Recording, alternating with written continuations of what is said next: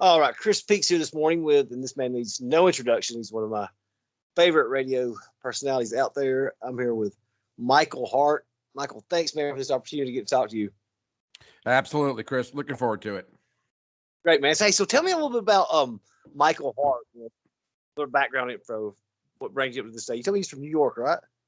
Well, actually, I was born in Maryland, but I've been down here. I'm 60 years old, and I've been in Alabama since I was 7. And, I don't know, about 20, 25 years ago, I did move to Atlanta for about 9, 10 years, where 2 of my 3 children were born. And I have been in and out of sales, primarily construction-related sales, for the better part of my career. And some years ago, I also did a lot of seminar work related to the construction industry, where I would travel around the country and do seminars based on marketing and best sales practices for people within the industry. And after the 9/11 attacks, the seminar business just pretty much all but imploded. Nobody was traveling, conventions were canceling, and so I returned back into full-time construction sales. And after some years of doing that, I actually ended up going to work for a local company here in Alabama that had a special emphasis on foundation work. And during my seminar period, I started a small radio program on a local AM station that dealt with the things that I spoke on initially. And that eventually came to an end as well, as my career in the sales side of things really began to blossom. During one meeting that I was in at work, I had mentioned being on the radio previously, just for an hour on a Saturday morning talking about business stuff. And this particular company got a wild idea. Why don't we start a home improvement program, radio program, that I would co-host with one of their marketing guys. And that's where my radio career really began. And we did this program for about 2 years. And one day, the ownership of the station at Crawford Broadcasting came to me and said, "Look, we've got a few hours on a Saturday afternoon that needs to be filled up. We like what you do. We know that you have some political ideas, and we'd love to have you come on a Saturday afternoon and talk about, well, your business as well as your political ideas, family, faith, etc." And about a year later, that would give birth to the Michael Hart Show. And what I mean by that is they made me full-time offers, what they did. And so I stepped back out of contracting. And for the better part of a little over a decade, about 11, 12 years, I was the host of the Michael Hart Show out of Birmingham. And eventually I'd end up getting picked up in places like Santa Monica, Portland, Oregon, Albany, New York, St. Louis, Missouri. So the program got around a pretty good bit. And so because it was in multiple markets, I began to get really deep into national politics. And this would have started under the Bush administration, Bush the second. And, of course, all the way through Barack Obama, Donald Trump, and even did a little bit during the early stages, the early portion of the Biden administration. But because we were an Alabama-centric station or program, by law, we had to cover Alabama issues to make sure that we were in compliance with the FCC. As I get deeper and deeper into that, I started to mix both national politics and state politics into the broadcast, as well as doing some fun stuff. I even interviewed Peter Tork of the Monkees, and who else? So Charlie Daniels and Trace Atkins, and a lot of folks like that. Richard Petty was on the program one time. So we did a lot of fun stuff as well as the political. But that's what I did for the last 12 or 15 years or so. And then shortly, I'll say about a year and a half ago, the station flipped formats on me, and I returned to the construction with a special emphasis on foundation recovery and repair, pretty much full time. And so that's kind of where I'm at. I have about a 12, 13, 14-year radio career, just bookended by careers as a contractor. Do you think that were products of our environment, like, if you'd stayed in Maryland or New York, did you still have the same conservative leanings that what you have now? Yes, absolutely. Because my conservative leanings have nothing to do with being in the deep South. I'm a pragmatic kind of guy, Chris, and certain things just make sense. And I was raised by conservative parents, And I was raised, during a time, of course, I was born around the time that Kennedy was president. And so, I paid a lot of attention to what was going on, even at a young age. I'm a voracious reader and I love history. It's my absolute number one subject matter. And so I absolutely believe that I would, because it's not so much a matter of cultural stuff for me. I'm a physical conservative. And of course, what I mean by that is I pay attention to the economics of it all. And of course, my cultural beliefs are faith based, and they have nothing to do with my geography. They have to do with the fact that I am a Christian and that I serve the Lord and I'm in a relationship with the Lord. And so most of my beliefs stem from that. Okay, talking about the social part of it, Christianity.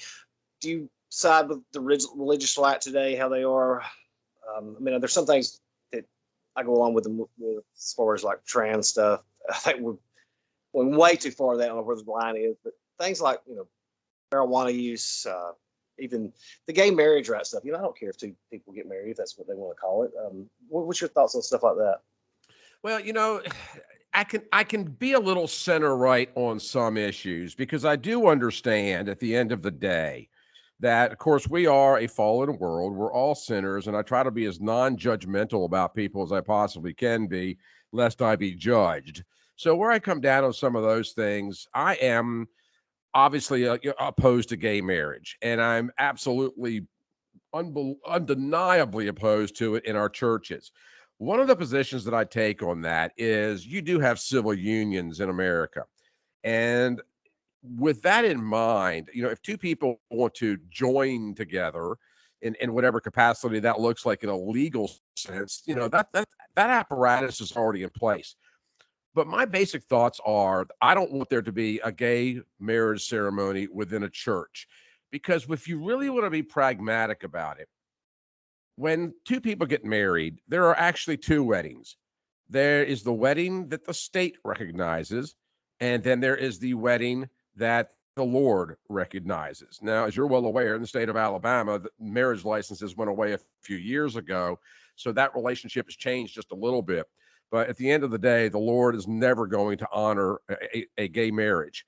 And so, in that sense, we're going to have coupling of same-sex partners, from a legal sense, no matter what we do.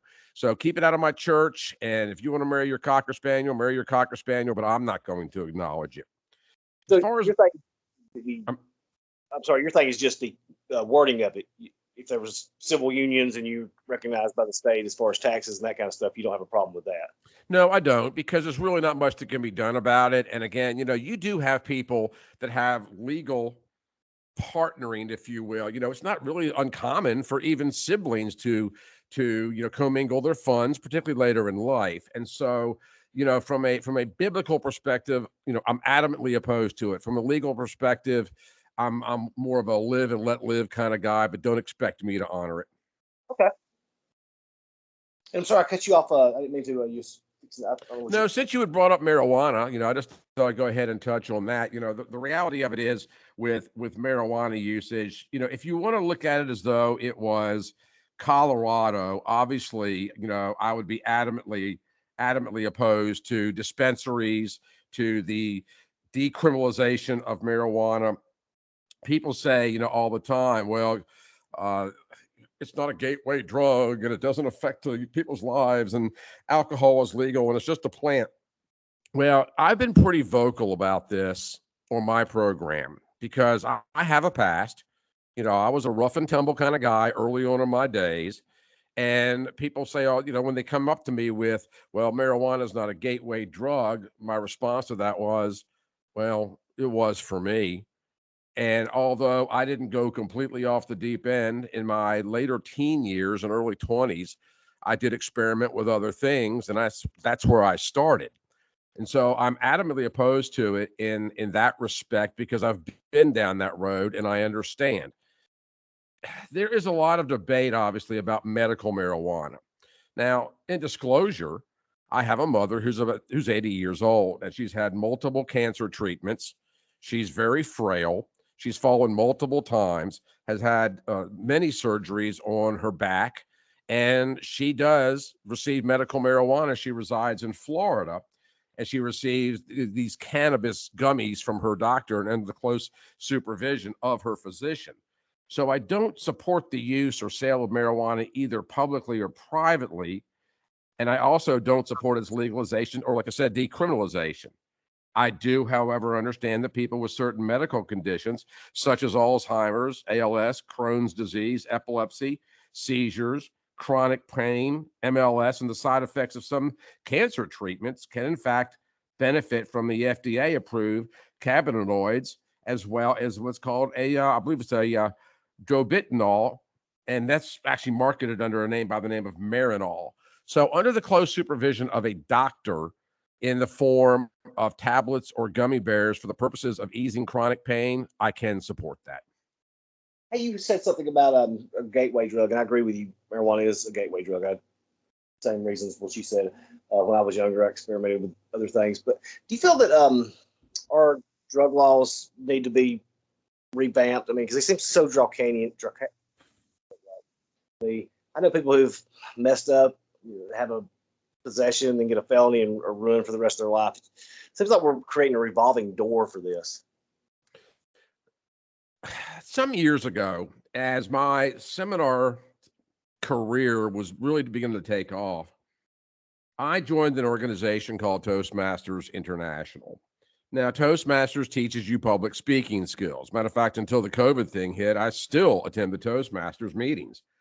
I, at one point in time, elevated to the state of Alabama. Portions of Mobile weren't in this particular district, but I was the district or the state of Alabama director of public relations. I would go around doing competitions, and I spoke all over the time for this Toastmasters organization. And one of the things that I began doing as part of that was I would actually go and speak in prisons. And I've spoken at Kilby Correctional Center. I've spoken, St. Clair County. But one that I also spoke at was Easterling, which happens to be in Clio, Alabama, or Clio. I'm not even sure how they pronounce it, which happens to be George Wallace's hometown. Yeah. And I was down at Easterling, and I was actually speaking. I was doing a keynote address for a graduating class within the prison of people that had gone through drug rehabilitation programs in this class. And I had no idea how many people would be in attendance. I'm thinking, 10, 10 of these inmates. There must have been 100 in the room. Their families were there. They got diplomas, the whole 9 yards. But I met inmate after inmate after inmate that had done several years in Easterling for relatively minor drug offenses or even possession. And to answer your question, yeah, I think they can be draconian. I'm a kind of person that is, big into rehabilitation. And I don't necessarily think that incarcerating 20, 21-year-old kids for a minor possession of marijuana is the appropriate approach. There were people in this prison and in this particular graduating class who, as you point out, had their lives completely upended because, they were in a possession of a joint, or just caught with a small amount of this stuff. Now, again, I'm not for decriminalization or legalization, but I think that some of our approaches, as you point out, can be draconian, and it puts undue burden on the prison system. It destroys lives, and I didn't really see a whole lot of benefit. And I spoke to so many parents at this particular event that were explaining to me what kind of young men, and these were primarily men, because there was a male prison, obviously, what kind of young men that had been wards of the state during this period of time, and how they too thought it was excessive. Okay, so let's go on to another issue here that's big in the state right now. Constitutional carry. What's your thoughts on that? I'm wide open on it. And the thing is, and what I mean by that is that I definitely support constitutional carry. And there's multiple reasons for that. But when you're speaking when the debate comes to light, there seems to me to be two entirely issues at play here. One, of course, the right to carry, the right to own a weapon, and two, the fees that sheriffs seem to be very concerned about losing under the claim that they need those monies for protection equipment, personal protection equipment for their officers, etc. But before you can even discuss what the founders of this nation meant by a well-regulated militia being necessary to the security of a free state, you got to understand that the Bill of Rights is really more a bill of absolutes. And in other words, the framers were not stating the rights the government bestowed upon us Americans, but rather what God-given privileges were off limits to restriction by the government. And of course, that would mean the right to own a firearm. But being a historian, I really get into what were the founding fathers thinking at the time, because I think without that context, it can be a little difficult to enter into the debate, because it's important to remember that during the time of the framers, the Constitution, that guns were plentiful. Many people in the nation hunted for food. And so it's obvious then that the language in the Second Amendment was directed at the preservation of liberty and not recreation or sustenance. In other words, they were concerned. They were very concerned, and they wanted people to have the right to protect themselves, not only personally, but from an overreaching federal or state government and without restrictions from those same bodies. Because it is absolutely worth mentioning, the framers had firsthand knowledge of life under a tyrannical government, having lived under the tyranny of King George. And so I'm a strong believer in our right to own, carry, and use a firearm for reasonable purposes. I also, and by the way, I do have a permit. The studies have indicated that the permitting fees pretty much still stick around, because sheriffs still offer these permits because you have to have them to meet reciprocity laws in other states. So people will carry the permit around, and there's a couple benefits of it. Number one is reciprocity. And, number two is to prove to law enforcement, if you do get caught out and about, that you're not some kind of a loon because you took the time. Because, criminals aren't going to go in to get a permitted license, or a permitted weapon, rather. All of the things that we hear about, these guns are stolen, they're borrowed, or wherever they might come from. So I do believe that the Constitution makes it pretty clear, and the founding fathers bear this out in their writings, in the Federalist Papers, and in their speeches, that is a right that is to be untampered with. In that sense, I do understand the other side of the argument that you have guns that are on the street that law enforcement does not know about. But the simple reality of it is the numbers of people that carry or have a permit for a weapon who engage in a crime is negligible.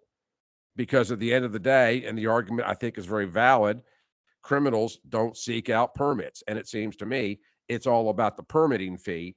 And that also was formed in part with a conversation that I had some years ago with former Jefferson County Sheriff Mike Hale, who basically is in a total agreement with that. And I understand that you want to know who's got the weapons. I understand that from the perspective of law enforcement, but the Constitution does not grant them that right. Yeah, exactly. I mean, I have had countless officers tell me they are worried about the people who don't have permits as opposed to the ones who do. And I would keep my permit as well, like you said, to go to other states. And I want to cut you off something else right quick. I don't know if Alabama's changed this. I think they're a may or a shall issue now. One time there was a may issue, and I got arrested when I was 19 or 20 for a simple possession of marijuana charge that got dismissed. And I had got back from doing a combat tour in Afghanistan, and the sheriff denied me a pistol permit then for a charge. Oh, this is ridiculous. So the government will let me carry a weapon, but you won't. You talked about funding too, and I don't know, they may have changed this, but they need to start with what they could do with as far as remember when how much ever they spent on a prisoner for food, they got to keep the rest of it. We got sheriffs building $300,000 houses. Well, so that it's interesting that you bring that up, because see, that's another one of my suspicions. And in the state of Alabama, there is just, and this actually applies to every state, but there's so much corruption in so many places now. The thing that you're referring to, building of lake houses, etc. The bad thing is that was actually a legal practice. But there are too many people in government that believe that whatever tax money is collected is their property. And it simply isn't. Politicians lose sight of the fact that they're stewards of the state. Yeah, it's one thing to say I'm a congressman or representative or senator or governor for that matter. But at the end of the day, they are stewards. The sheriff of each individual county wields an enormous amount of power, but they too are stewards of that county. And so, you said that you had a legal background. I did too, back in the day. I mean, bar fights and fighting in public and, but I was a wild child. And if you looked into my closet, I tell people all the time, so well, everybody's got skeletons in their closet. And I'm like, well, mine's a walk-in closet. But but by the grace of the Lord, I kind of pulled my bootstrings out and or pulled myself up by my bootstraps. I still have my issues. I still sin. We all do. I have my doubts and temptations just like anybody.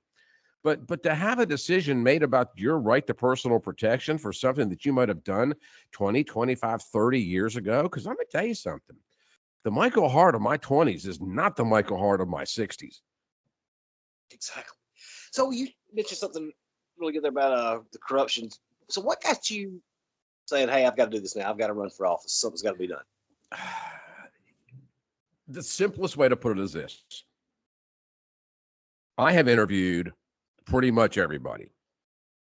I mean, I've been interviewed. I've been on hundreds of radio programs. I've written for magazines. I've been written about in newspapers and magazines. I've interviewed, I'm friends with Laura Ingraham, although I hadn't talked to her in a year, but I've interviewed F. Lee Bailey and all, half the senators in the United States, Rand Paul, Ron Paul. I've interviewed, the governor. I've interviewed other governors from other states. I have interviewed numerous United States senators over the years and Allen West. And I mean, the list is just long. I mean, if you go on the old Heart of Alabama, or rather Heart of America website no longer exists. It's now Heart of Alabama for the purposes of kind of consolidating my efforts. But the bottom line for me, Chris, is considering the fact that I have interviewed probably 200 to 250 politicians over the course of my career, I just got sick and tired of getting the same answer from every one of them every single time on issues that affect the state of Alabama. It became very frustrating. And I'll tell you what really got it cranking in my mind was several years ago when Spencer Backus was retiring from the 6th Congressional District for the United States Senate, or United States House of Representatives, rather. And this is the House seat now that Gary Palmer holds. But when that election was occurring during primary season, I don't even remember how many people were vying for that seat. It was like 7 or 8 people.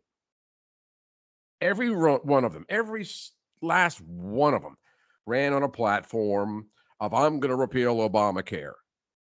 And I'm thinking to myself, is there any originality out here?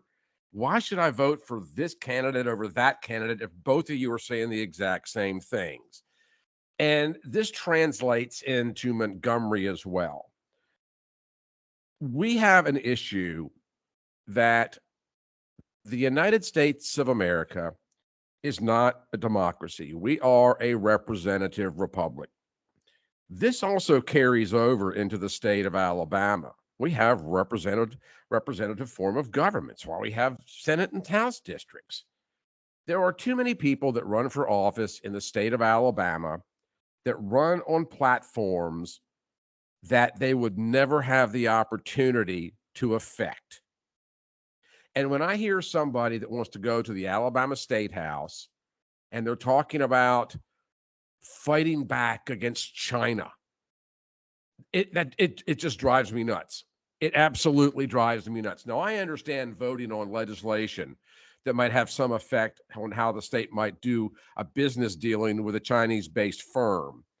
But too many people go to Washington and Montgomery making promises of things that they could not possibly achieve on their own, and very frequently lose sight of the fact that their primary responsibility, especially in the House of Representatives or the Alabama State House, is to represent the people of the district that they cover.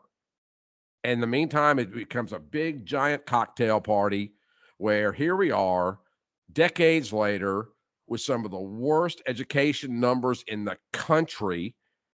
And, even some of the protectorates are higher than at the state of Alabama. That is ridiculous. And it's the same argument we have had. I'm 60 years old. These are the same issues we've been dealing with since my daddy moved me here at 7.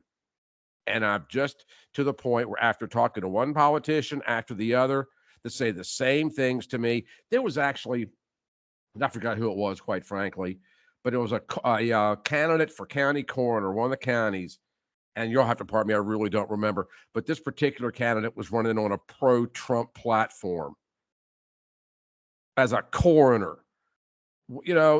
People need to really vet these candidates out and understand, what they know, what they do, and what they possibly represent. But I'm running for District 49. That's parts of Shelby, Bibb, and Chilton County.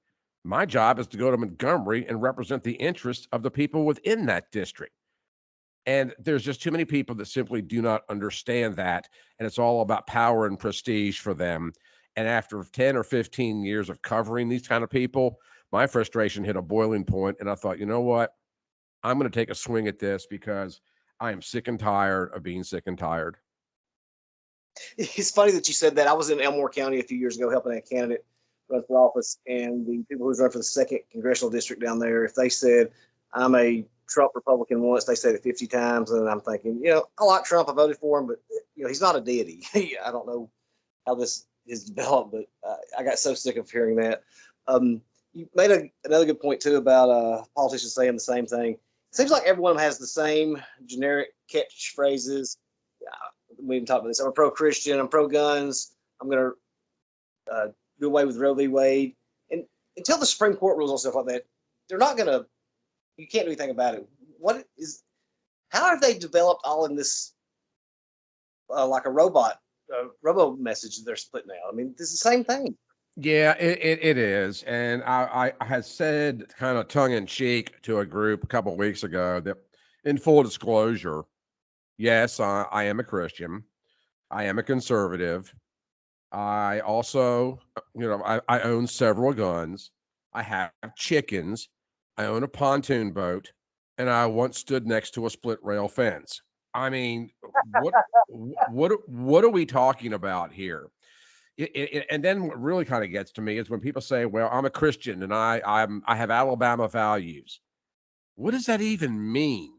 If you're a Christian, that's all I really need to know.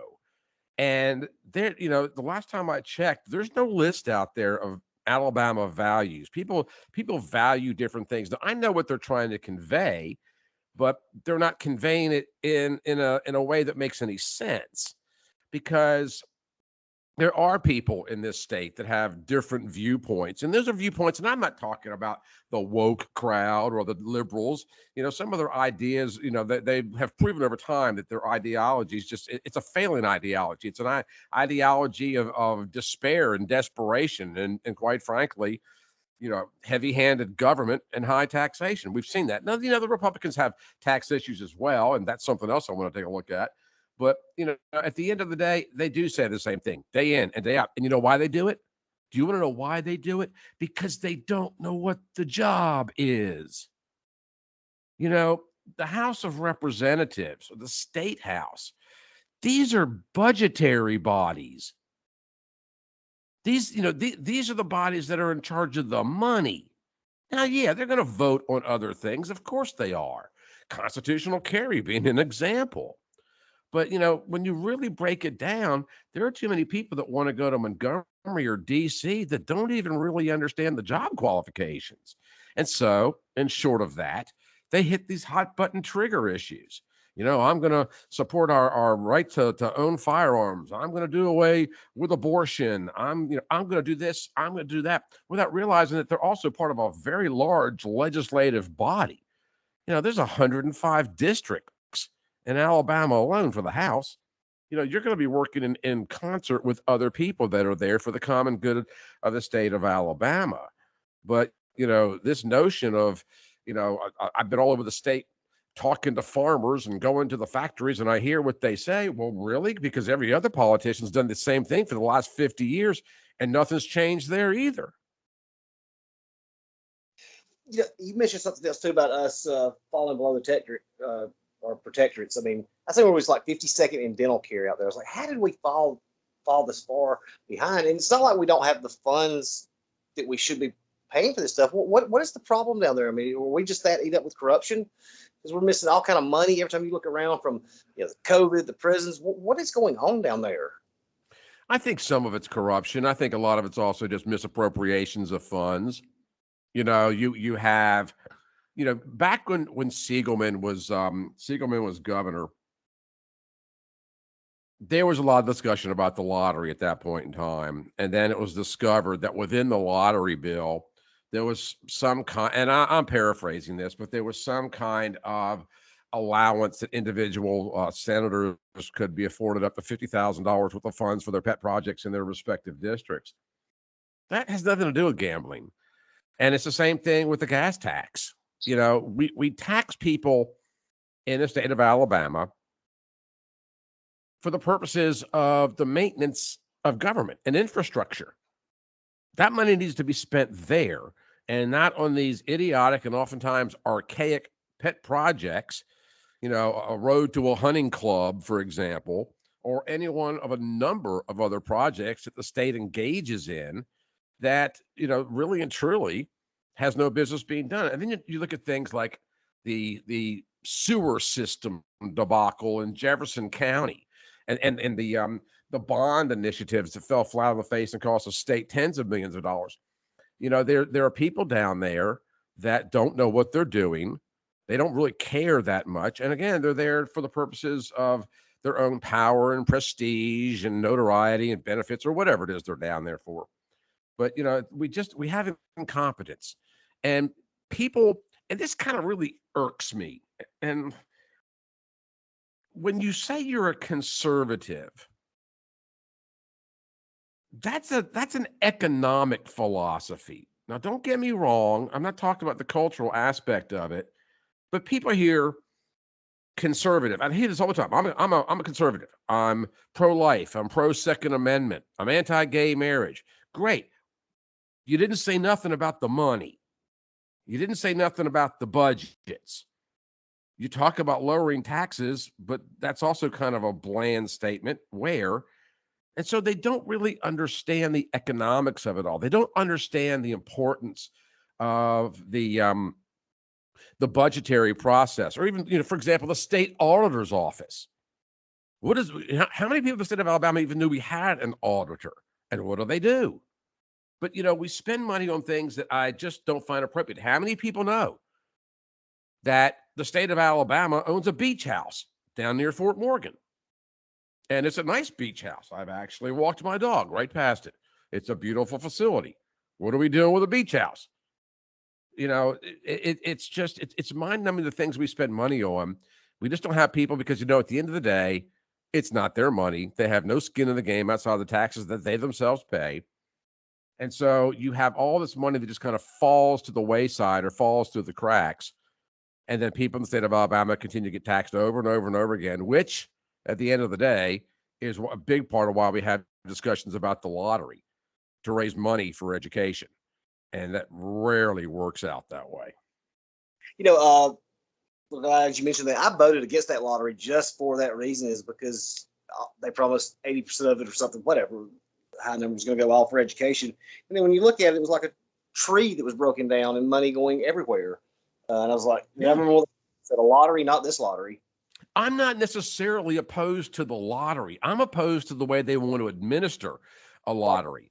But, it's one of these things where my concern about gambling, I've never been a gambler. Yeah, I've bet in the office basketball pool, but, I could probably count on, my fingers and toes how many dollars I've ever lost gambling in my entire life. Now, I did live in Atlanta for, like I said, for 9 years. And when the lottery was there, if I went into a store to get a gallon of gas or a bottle of water, I might slap $2 down on this week's Powerball or whatever. I'm not, I'm not that radical about it. But I will say this: one time after the lottery was approved in Georgia, I went to a little convenience store right down the road from my house, and there was a woman in there as well with a baby on her hip. I mean, a baby. And she went to the back of the store and she picked up a gallon of milk. And she was in front of me in line. Right as she's getting up to the counter, she stopped and went back to the little milk department in the convenience store and put the gallon of milk back and got a pint of milk and then bought a couple lottery tickets. See, I see that as a problem. Mhm. And it comes down to economic responsibility. We don't teach economics in our schools, at least not real world economics. And we have an issue where it can be problematic.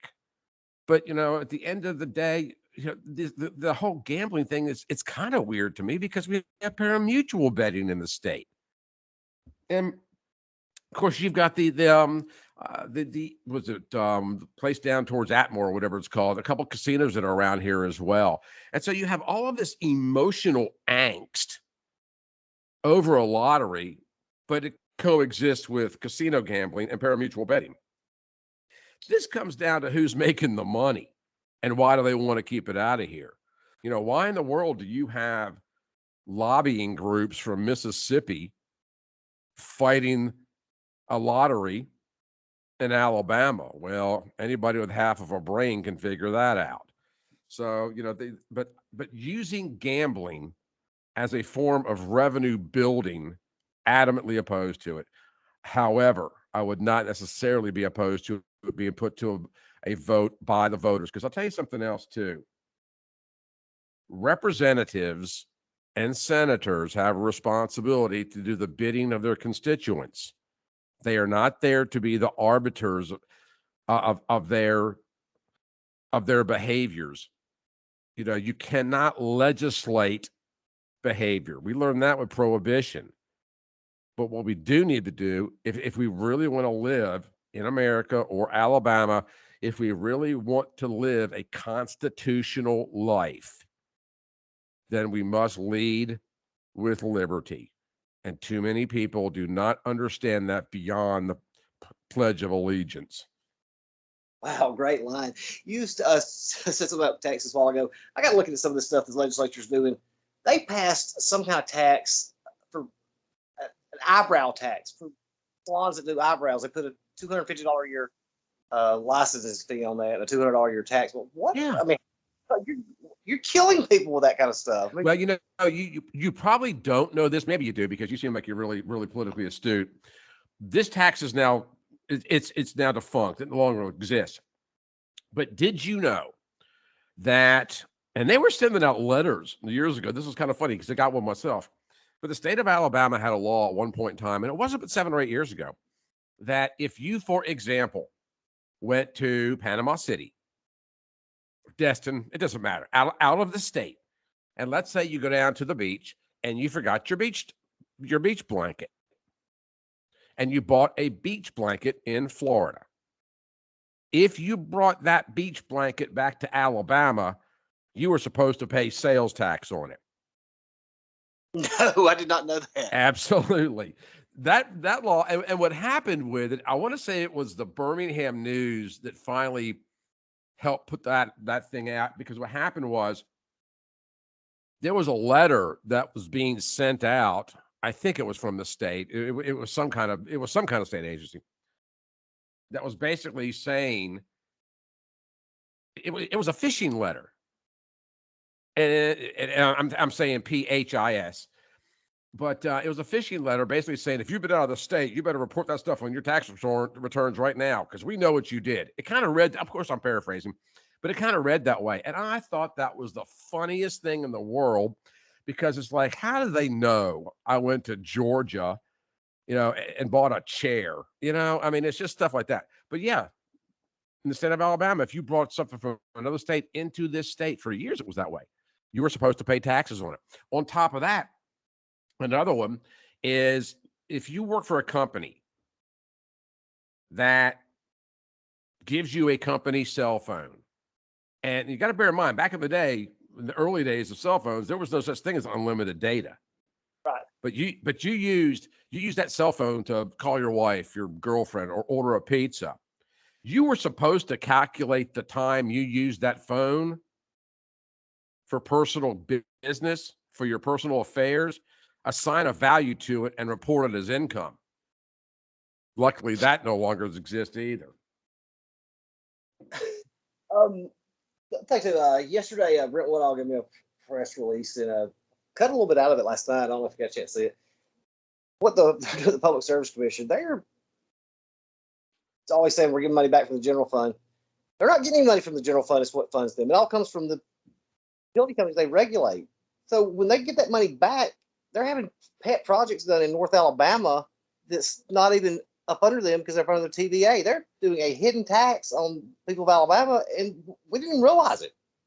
Yeah, there's a lot of ignorance, out there. There's also, I don't know if they do that this much more frequently, but there have been several places where they'll build these commerce or commercial zones. And have you ever been out in the country? You can see the south of Montgomery. You can see a few other places as well, where you have to go to some, off the beaten path little town, and there's a 4-lane highway. I mean, you've got 2 lanes going this direction, 2 lanes coming the other direction, and you're going to a town with a population of 40. Yeah. Now, I'm being a little bit flipped there, but you know why those roads are there is because the state would sometimes build these roads in the middle of nowhere thinking that they would attract business, and they rarely do. How much do some of these roads cost? You've got 4-lane highways that, and again, I can't even remember the last one I was on. I want to say it was south of Montgomery when I was down that way. Because one thing about my full-time job in the foundation waterproofing business is my territory is the state of Alabama. So I'm in places like, Huntsville, obviously Montgomery. I was in Brooklyn, Alabama about 6 months ago. How many people can find Brooklyn, Alabama on a map? But it's amazing the things that I see when I'm out there and the wasteful spending in the road projects.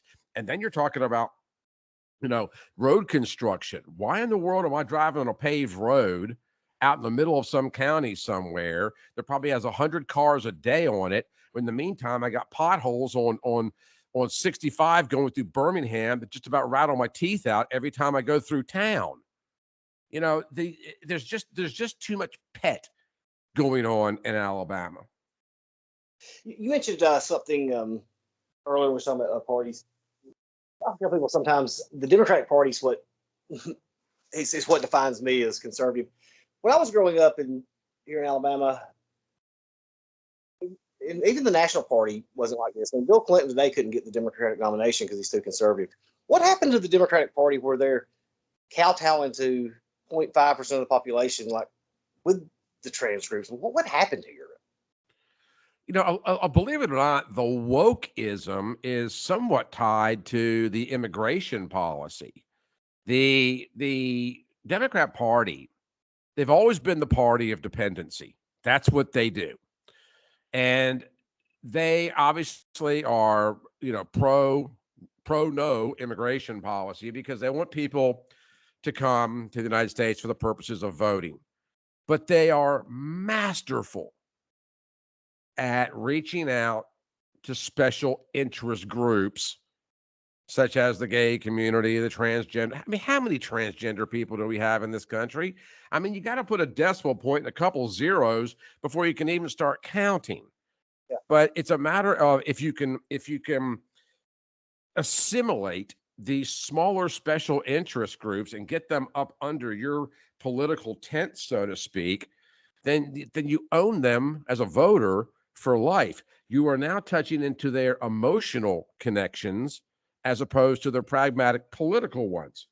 And you just see this entirely too often because, if you have somebody, for example, that's transgender and you have pro-transgender policies, that's a lot stronger than making the economy better for all, if that makes any sense. They're an emotional party. That's why you see pictures like AOC with her face buried in her hands, staring at a fence supposedly that was surrounding a bunch of immigrant children, only to come to find out that it was a Walmart parking lot. It's all emotion, emotion, emotion. and they need to tap into that emotion. And one of the greatest emotions they can tap into is the appearance of love and tolerance and acceptance for all. Interestingly enough, to achieve that, they have to alienate the entire conservative base in this country, but they don't care because it's all a matter of providing, and this is very important, but providing a class of dependency. Democrat means dependency. And if somebody's transgender and fears for their liberty or freedom, they're going to they're going to gravitate towards the party that assures them some form of protection. Excellent.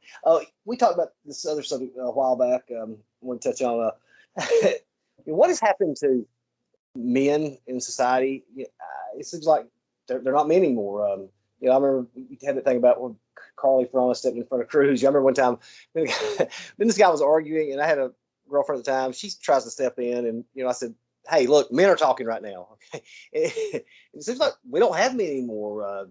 You see the memes on Facebook. My grandfather in 1944. Today, 18-year-olds look, dressing like My Little Pony. What has happened here? Some of it's government, some of it's marketing. Some of it. The same thing with the sexy cocktail waitress Halloween costume for a 10-year-old. There is a move in this country to alienate as many groups as they possibly can. But, this is part of the toxic masculinity trend. And you've got to remember something. Who are the people, if you really look throughout history, the people that really made the most progress, whether they were male or female for that matter, were the strong personalities. Every president we've ever had that made any measure of success in this country was a real piece of work. And, that's one of the reasons Donald Trump was as effective as he was. When you have masculine men, they tend to be resilient. They tend to be pioneering, strong, forthright, and they can be aggressive, obviously. That's a fearful trait or set of traits for a party that depends on dependency. And so the federal government, in conjunction with the Democrat Party, in conjunction with many corporations out there, want to look as effeminate as possible because it's an intentional dumbing down. Because when you take men, masculine men, out of the equation, leaders out of the equation, in steps government. So it's very complicated because all of these things are working in unison. And what's really interesting, Chris, is that they're working in unison, but they're not necessarily conspiring. It's just more or less a trend towards the elimination of toxic masculinity, as they call it, because they don't need the competition and they certainly don't need the opposition. Great answer. Yeah, it's shocking me what's taking place. I don't know what we do to fix this now. It's almost we're going too far in that direction. I don't know. Well, I think in a large sense I think we've lost this generation, or at least we've lost this generation in terms of what it could become. And I'm very suspicious of the lack of men that are out there, and we see what the lack of a man in the household can do. Imagine what the lack of a man in a state or a country can do. But you got to remember that people will only go as far off the rails as society will allow, or that is culturally acceptable. You want to see a beta male in Alabama, you're going to have to look a little bit. You want to see a herd of them? Go to San Francisco. So Michael Hart gets elected and he goes to Montgomery. What's his first bill? What's he going to introduce? First off, it's a matter of what's going to be the issue there. Right now, I'm a constitutional carry guy. If by chance it was to pass and get signed into law, obviously that's not something I'm going to have to worry with. But the very first thing that I really want to get down there and do is, and it's not even a bill, is I want to get myself involved with groups that can help us recognize that we need to understand the necessity for states' rights. I'm a states' rights guy, and I believe that every single solitary bill that flows to the House in Montgomery needs to focus on the sovereignty of the state of Alabama. That is the intent of the founding fathers. And I am like laser focused on that. Now, that's not the introduction of a bill per se, but it's also, for me, a big part of it is taking the people that are the lawmakers down there and trying to educate them on exactly the way we should be behaving as a state. With that said, if there is not the elimination of Common Core or critical race theory by the time I would get into office, that is my top priority. And Common Core, the idea, of 1 + 1 = red is absolutely, it's bizarre, but it's also, it's a profit generator for the people that produce that material. And then you enter things in like critical race theory. As a historian, the timeline is wrong. The intent is wrong. How we got to the idea of the 1619 Project and the slave ships is wrong. The aspects of, I don't want to get too deep into it, but slavery versus indentured servitude, versus Jamestown, versus the fact that, in 1619, there were no Americans here, Chris. It was all Brits, Portuguese, Spanish, and French. So how did America get founded as a racist country? We have too many stupid people running our institutions. So the number one thing for me would be probably a bevy of legislation aimed at reducing, getting Common Core out and reducing the importance of the teachers' unions in the state, primarily the AEA, which will not get me any support from them. But, there's just too many people in the state of Alabama that don't understand that most of where we're at right now is education. And I will do everything in my power to get us back up at least into the low 40s and on the other side on Mississippi. But, and I know I'm being a little bit tongue in cheek there, but primarily, I'm an education guy after I'm a states' rights guy. If by chance constitutional carry is not signed into law by that time, those two would share equal billing for me. What do you think the problem is in education? I know we're obviously getting the funds there. We was at one time. I can't remember what we was ranked. One time we was ranked like 25th or 26th as far as the money we spent on there, and we're still 50th or 52nd now. There was a comment made a few weeks ago about, I believe it's Del Marsh that's got this bill down there about letting people take their funds and put their kids in different schools or even homeschool them with the money. And one person from one of the teachers' unions, one of the teachers' groups, made the comment that that's our money. It funds our salaries and our retirement. And that's a big problem right there. In far too many cases, and I'm being serious about this, in far too many cases, we just have the wrong teachers. I mean, there are some great teachers in this school, in this state, pardon me, but this certification process needs to be revamped. The way school districts are funded needs to be revamped. When schools test below standard, they need to be put on immediate alert. We got a principal problem in this state, Chris. A great principal can make a mediocre school at least good. And, it's a lot of it comes down to personnel in almost everything you look at. People say, well, how do you eradicate corrupt people? Or how do you eradicate corruption in government? You stop electing corrupt people. It'll take care of itself. It's and things like lobbyists handing out checks at very inappropriate times, I might add. But, when it comes down to education, there just needs to be a standard set in this state that if you fall below it, you're gone, you're out. Or as Donald Trump would say, you're fired. But you've just got too much power within the unions and too little accountabilities directed at the school. And there are some disparities in budgeting as well. And that's why you see places like Chelsea wanting to develop its own school system.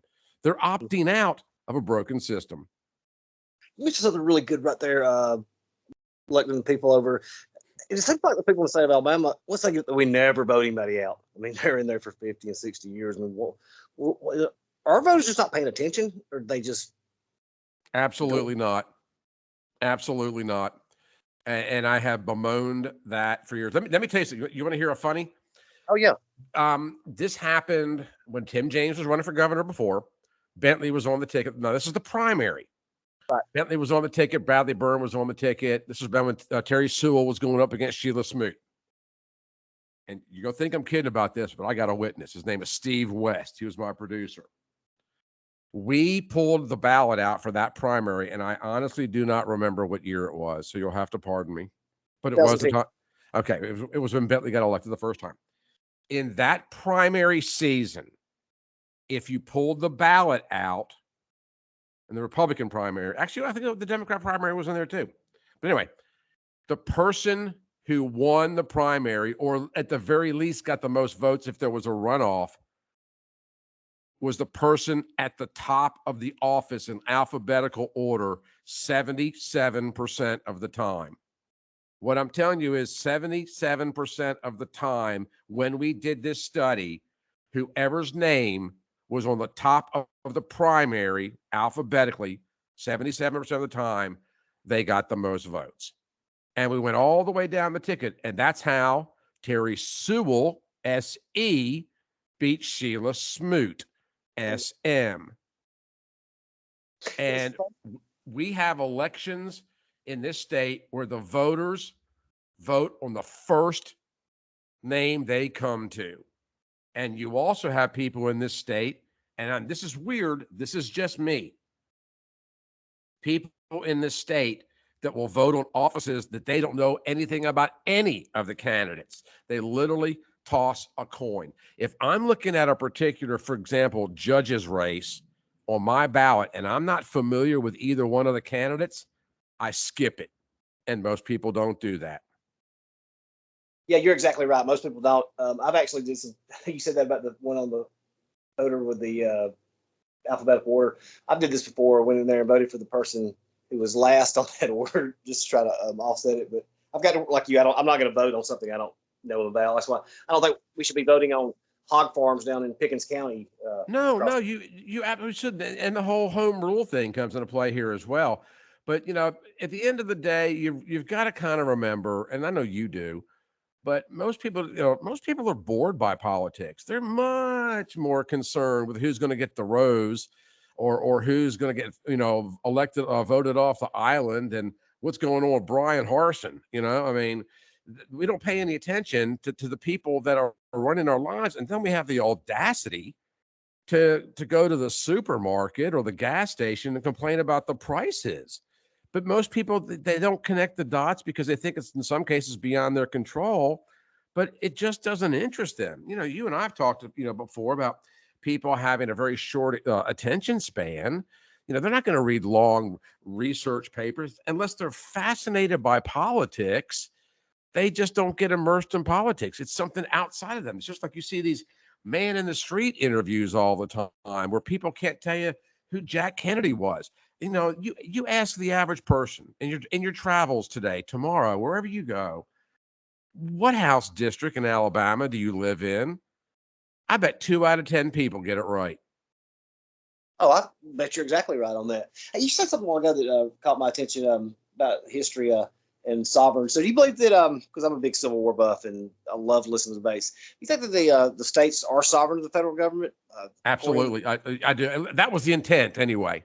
That was the intent. A lot of people don't realize that during the ratification of well, it was the Constitutional Convention, but even the when the states were going to declare independence from King George, that we had 13 colonies, but only 12 signed on. Right. New York abstained. Why? Because, well, they did eventually come on board because they were suspicious. They were suspicious of exactly what's going on today. And that's why the Constitution says that the powers not granted to the federal government are enumerated to the states. And the reason for that is, at the beginning of this country, the federal government really only had 2 primary responsibilities: defend this nation from foreign invaders and keep the individual states from killing each other over commerce. In other words, to establish a national currency. Now, of course, as time would go on, there would be a need to take on other features as the westward expansion moved on and as technology improved, regulations and things of that nature. But the founding fathers always envisioned us as being an aggregate of communities. The only reason we declared independence was so that we could move in unison and come together to fight off King George. And people, now when I say sovereign, I don't mean sovereign to the point where we're individual countries, because, with some of these battles in Alabama with the people in Georgia over the Chattahoochee water rights, so you got to work with other states, and the federal government can play a role there. And, the manifestation of the Supreme Court. But when it comes to things like abortion and gun rights, we have the state right. You got to remember also, when the colonies were founded, they were more or less founded as religious enclaves. The Baptists were in Georgia, the Catholics were in Maryland, the Pennsylvania Dutch and the Episcopalians and groups like this. And we were founded to be an aggregate of communities, and the Constitution was designed to bring us together for a common goal. So again, anything that is not specifically assigned to the federal government should be left up to the purview of the states, which guess where that brings us? Full circle, all the way back around the constitutional carry, and why we should still have a permitting system without the need to have a permit per se, so that you have a constitutional right to carry. But if we are an amalgamation of states that have individual rights, then that's where reciprocity enters into the conversation, because we do need to be moving with our weapons in the states that are like-minded. So if you think about it in that sense, then you begin to realize that even with the Second Amendment, even more or less points out that we were always designed to be sovereign from the federal government and from each other. You said it's something really good about earlier a while ago that I want to touch on. The media has a great way of twisting things. I'm sure you remember back when the 96, 97 stuff was going on with Judge Moore, and then Governor Bob James, and headline says, Bob James says Bill of Rights doesn't apply to the states. And when you read that, you're like, what? What's he talking about? And then I started reading it, and then I understood exactly what he said, what he meant, that applied to the federal government, because it says the Congress, only the 14th Amendment applied it to the states. We have our own Bill of Rights in the Alabama, so Alabama should be the one to interpret that, don't you think? Yeah. And the thing is, why are we making decisions in Washington? Let's just stay with constitutional carry for a minute. Second Amendment as a whole. Why would we have a federal government making decisions with a blanket approach on that particular issue if that particular issue violates the beliefs of the residents within that state? You've got a blanket approach to something that can't have a blanket approach. That's what got us in trouble with the coronavirus response. You can't have a one size fits all, because we're not a one size fits all country. We're a melting pot. We're amalgamations of whites and blacks and Latinos and Asians, and you've got straight people and gay people and foreign people. You've got people that are here for, obviously from other nations that will return home. We've got people that immigrate to the United States. We have multiple values, multiple views, and people typically gravitate, especially if they've come from other portions of the world, they would typically gravitate towards areas that have populations that are consistent with their own views and values. If that's true, and it is, how do you have a one-size-fits-all approach to everything? You simply cannot. Now, that's what they attempted with the vaccinations, and I'm not going to get into that argument. But, there are people in New York that can't even imagine ever owning a firearm. There's people in Alabama that is part of their wardrobe. These are two diametrically opposing viewpoints. So how do you regulate them all under one belief pattern, or in this case, law? That's an excellent point. because I know people. I've read their gun laws up there. I mean, it would take almost an act of Congress to get one in New York. Yeah, absolutely. And why do we see spiking crimes in our blue cities? Well, for one thing, they're defunding the police. Another thing is they don't have as many guns. You know, they're the darndest thing is that they're terrified of guns, but when something happens, they call the guys with the guns. You know, I've got multiple firearms. I got a Ruger 9mm. You know what? I've got dust on the bullets. It's been so long since I've fired that weapon, which I'm kind of embarrassed about. But you know, in terms of my continuing training, but people that are gun owners, they don't run around typically, with them even on their hip. Yeah, I take my gun with me everywhere I go. It usually stays in the car. But the simple fact of the matter is, there's just this complete misunderstanding on that issue. But that's what happens when an overarching federal government tries to govern the nation as though it's just one thing. Abraham Lincoln expressed concerns in his time that we could never grasp the largeness of the nation. I mean, you got to bear in mind, back in those days, going from Washington, D.C. out to the West Coast, you were gone for a hot minute. Yeah. And he was so concerned that the governance of anything that large would be extraordinarily difficult. And guess what? He was proven right, because all these things are making themselves manifest right now. So, Alabama has the right to eliminate, once the Supreme Court gets out of the way, eliminate abortion, for example, in the state.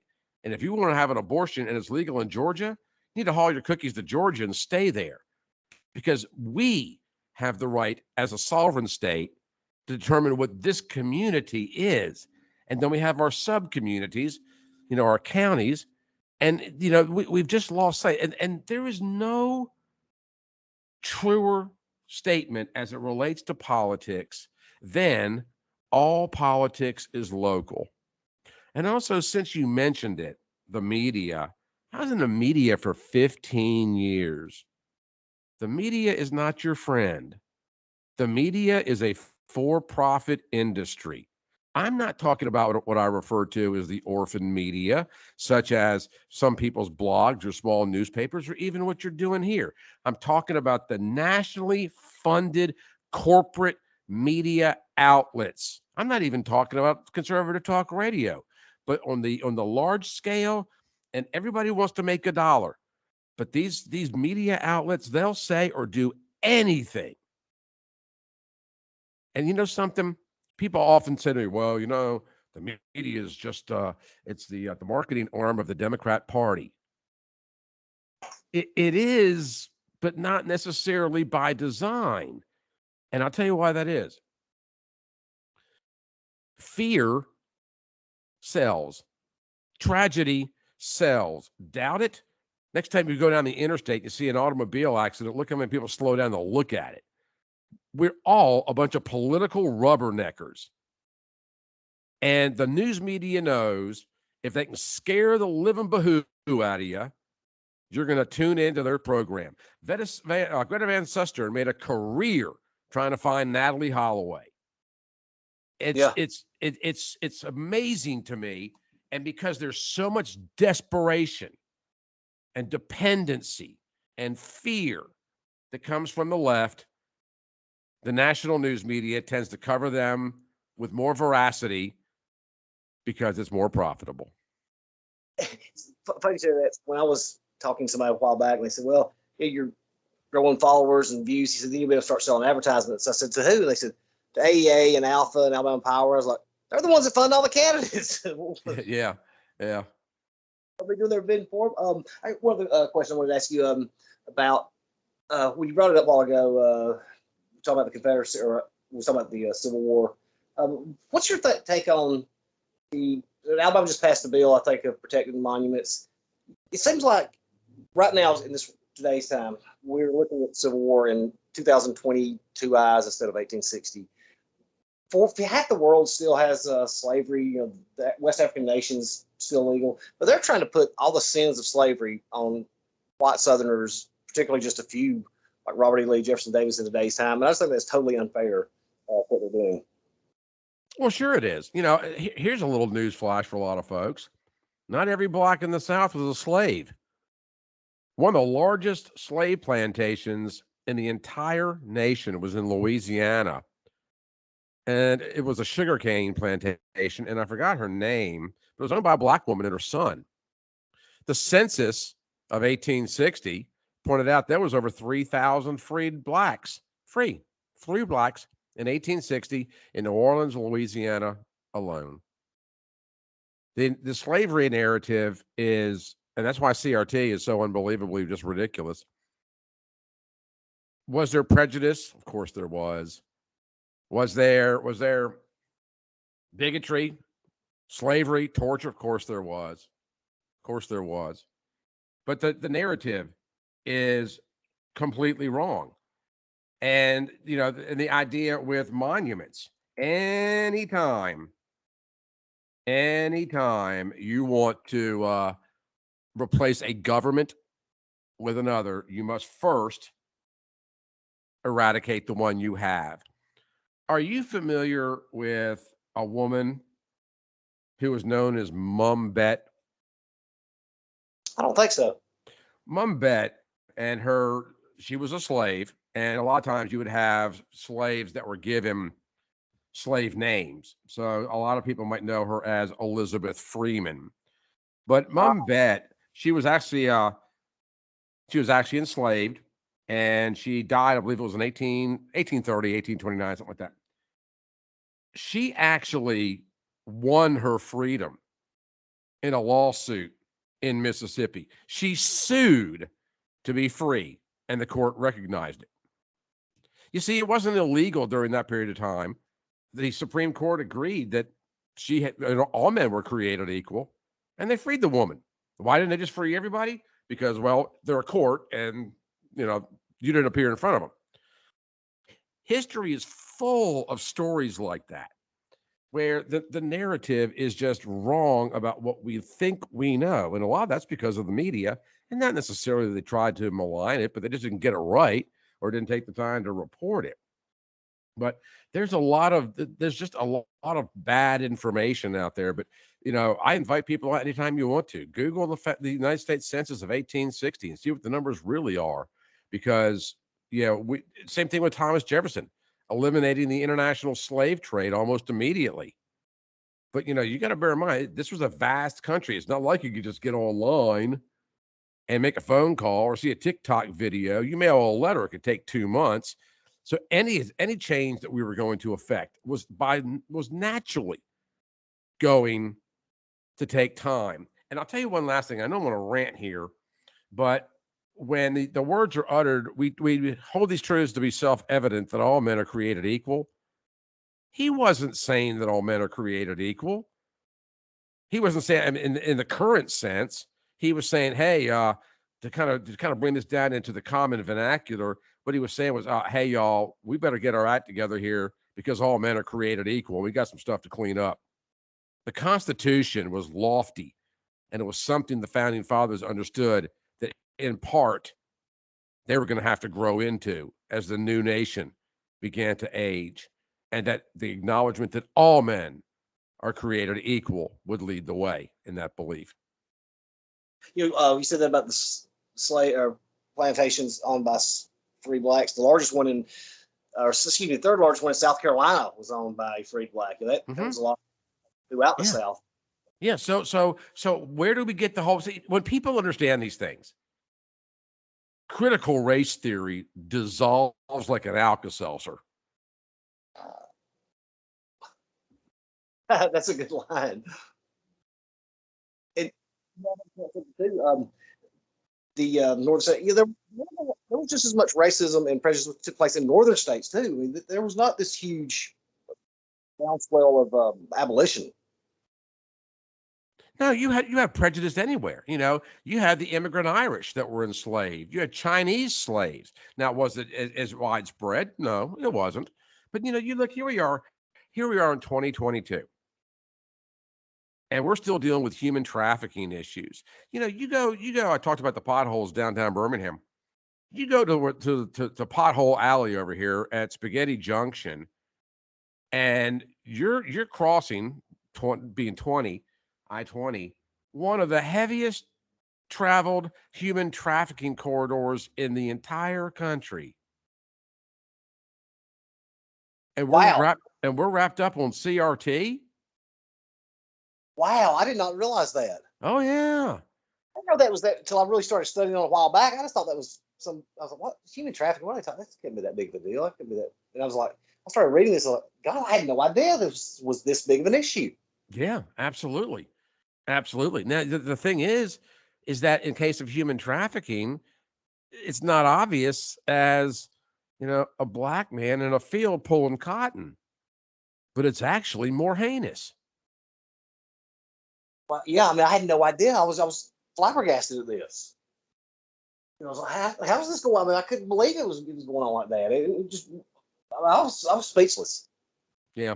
Well, you had asked me earlier about voters and voter apathy and what they might know and whatnot. It's not just voting. Most people they're busy with their lives. They're busy keeping food on the table and paying for groceries these days. But most people don't pay attention to a lot of the things because it's hurtful. It's hurtful. And why do you think we see commercials all the time for dogs left in the snow with a chain around their neck, but we can stop it for $19.95 a month? Because hurtful moves dollars. And most people don't like watching those commercials. They'll turn them off. They'll look the other way because they are painful, particularly for those of us that are animal lovers. But in that sense, we don't want to pay attention because we'll have to acknowledge that it's real and it's fearful. And then you know what else we have to acknowledge? That we don't have as much control of our lives as we think we do. This is one of the reasons so many people in the Democrat Party are so high hung on government. They need the protection of government because they don't have the value of faith in a God. Now, I'm not saying they're all agnostics or atheists, but they really are government as protector. That's their class. And in that sense, they are part of the party of dependency. And you want proof that people are fearful? Count the number of people you'll see today in your travels in their car, alone, wearing a mask. I put, I just took two pictures the other day. I stopped at the gas station and I was like, look at this guy here. He's outside pumping gas with a mask on. I go inside and pay and I come back out and another guy standing there with a mask on. And I'm Now, what's funny about that, what's really funny about that is they'll put the gas pump back, get in their car, and rub their eyes with the hands that was just on the gas pump that 50 other people had already touched. Whenever I'm seeing people walking down the street with a mask on, and I think I'm still going to do this, I'm going to go to Walmart and buy some of those little arm floats, and I'm just going to pull over and hand them some arm floats so it keeps them from drowning too. Yeah. Yeah. I mean, it's gotten crazy out there, but these are the people, and people, too many people are calling them stupid, and they're not. They're afraid, Chris. They're afraid. There's a lot of people out there that they don't know what's going on. Things are beyond their control. They're hearing all these news stories from the left and from the right. They don't know what to believe because, quite frankly, no one knows what they're reporting. No one knows what's going on. There's a lot of terror in the unknown. And this is a big, giant unknown. This is another reason why we elect the same candidates over and over and over again, because either they're at the top of the ballot in the primary or I don't know who these other guys are. But I used to go over the numbers with this coronavirus people, and I was like, look, here's what this is coming straight from the CDC, and I would break it down. They would always just fly into a rage, screaming at me. And I was like, look, I can't help it that you bought into some of the stuff that they're portraying to you, but if you'll go look it up, you can see for yourself what's going on here. Because they don't they think the media and the government is not going to lie to them. Yeah, I know. Hey, let me ask one more question. I know you're a busy man. Tell me about because I've tell about some of the people you've interviewed. I've did some cool ones, man. That I did one with a Bigfoot hunter one time, and this woman who told me that Elvis was alive at 87 in Massachusetts. What's some of your coolest interviews you did? I've had a few of them. Peter Tork with the Monkees was pretty fun. And what's interesting about that is, I was actually doing a TV program up in Walker County one evening, and after I interviewed Peter Tork, um, I believe Peter had died or something. I'm pretty sure he had died. But either way, I get a telephone call because the interview had gotten out, and because he didn't do a lot of interviews. I don't even remember how I got him, but I had a publicist come at me. But anyway, he was talking about how, he and the Monkees didn't get along at certain periods of time, and yada yada yada. And they really were musicians, and they fought with Davy Jones all the time. Peter Tork then dies a few weeks after the interview, a few months maybe. And I get a call one day when I'm in the green room of this studio, getting ready to go on this TV program, and I hear this accent on the other side, and the guy's like, "Can we speak to Michael Hart?" I'm like, "Well, you got him," and it was a television station in London that wanted to know if they could interview me over my interview of Peter Tork. And I told them kind of what I told you. We talked for 10 or 15 minutes live on the air. And they made a comment that they had been trying to get, Tork on the air for years and never could. And how did I pull it off? And I'm like, I have no idea. They just contacted me. So that little set of events was kind of fun. I've interviewed Ben Carson before, and Carson he's actually a pretty funny guy. Probably the one that stands out the most was F. Lee Bailey, the attorney. And when I had the interview scheduled for F. Lee Bailey, he was out, I believe, in California at the time. But anyway, long story short, he um he got it wrong, the time wrong, and we called him like 2 hours after he thought the interview was supposed to happen, and he refused to do the interview. So we get him back on the air, or rather, sorry, I get back on the phone with my contact, F. Lee Bailey, and tell him what happens. He goes, "Let me talk to him. I'll calm him down." And about 3 or 4 weeks later, we got F. Lee Bailey back on the air, and he basically came out immediately with, "Oh, is this that stupid program from Alabama that can't tell time?" And this goes out over the air, you know. Uh, if you're familiar with the Chicken Soup for the Soul books, one of the authors is Mark Victor Hansen. And I was interviewing Mark one time, and right in the middle of the interview, he lets out this massive burp. I'm talking, I mean, you know what I'm talking about. Just a really big one. I just had a gallon of beer and a pizza kind of burp. And he says to me, "Hey, do me a favor when this goes to air, and would you please cut that out?" I was live, and I just Oh, said, "I'll be happy to. I'll be happy to, Mr. Hanson." So that was another one. I've done so many of them over the years. It's kind of hard to even say. I did interview Laura Ingraham one time that she came through Birmingham after that interview and then broadcasted her program from our studios and I had me on as a guest. And during her program, uttered the words, introducing me, uttered the words, "Michael Hart, he's the man of this house." And that has been part of my promo ever since. So that was a real sweet nod from her, and I appreciated that very much. But over the years, I've interviewed. I can't even tell you how many politicians, how many authors, how many movie stars. Janine Turner and Kevin Sorbo and Dave. I've interviewed Dave Ramsey, and I mean, I'd have to get my encyclopedia of guests out because it was absolutely extensive. Alan West on numerous occasions. Uh, you know, again, so many people from Fox, Bill O'Reilly, Newt Gingrich. It's a long list. What was his name? And interviewed Steve Forbes. I'd actually been in Forbes magazine some years ago, and I was able to get Steve to get on the air with me. The guy that founded Home Depot is another one. But politically speaking, pretty much anybody. But I would have to say, of all of my favorite interviews, is a name that you will not even recognize, and his name is Tim Wilkins. And Tim would come on the program. He's a comedian, and he could come on the program and impersonate Barack Obama. And he absolutely was so good at it that the station would get complaints that I had Obama on the air. And really? we would actually have to start putting disclaimers out before and after his segment that wasn't the real Barack Obama. So, He's not the guy that did too, is he? huh? He's not the guy that did George Bush too, is he? Yeah, actually, he is. But I'll Okay. tell you something that's kind of weird, and this happened just a couple of days ago. I don't even know if I can find it real quick. Pardon me. But the death of Bob Saget a few weeks ago.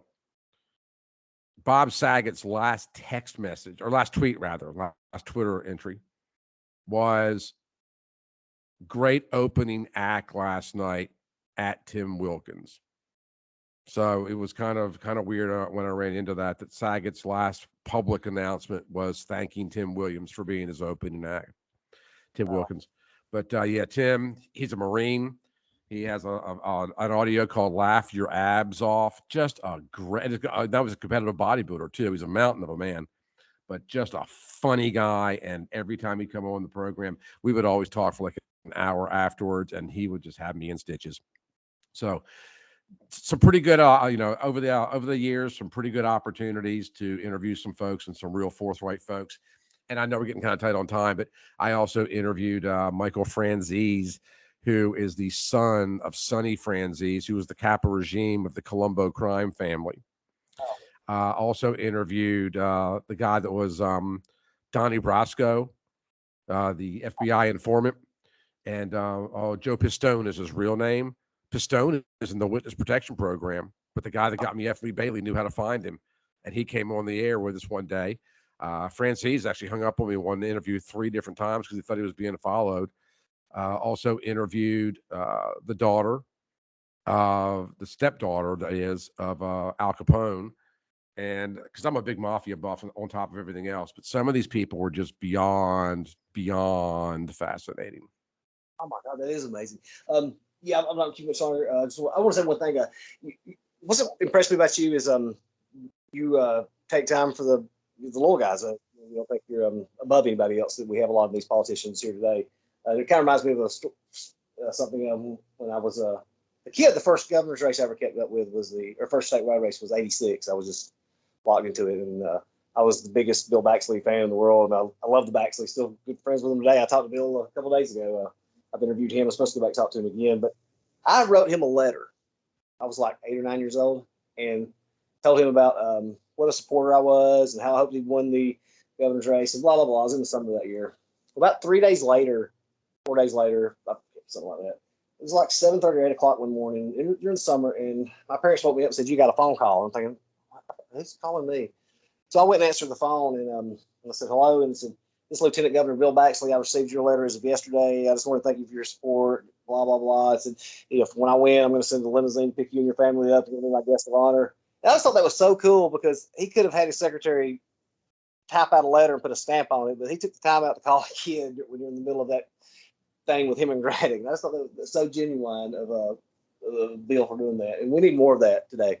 Yeah, we do. And, there's an adage that goes, there's always time to be kind.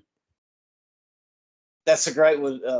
And is there anything else you want to add, Michael? Because I've kept you an hour and a half, and I know you're. No, I think we've covered a lot, but it's just a matter of getting people to Montgomery that understand what the job is that they've been elected to do, and then having the courage to do it. Because I really am all about the belief that Alabama has the ability to set the standard for the rest of the country if we'll only seize the opportunity.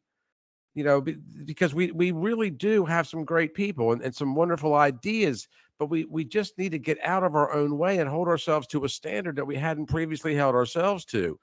And, people ask me all the time, who are you running against? I'm like, I don't really even know.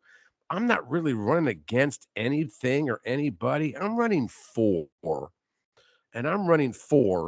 the 49th House District in the state of Alabama because I believe I have some good ideas and I have the courage to say them.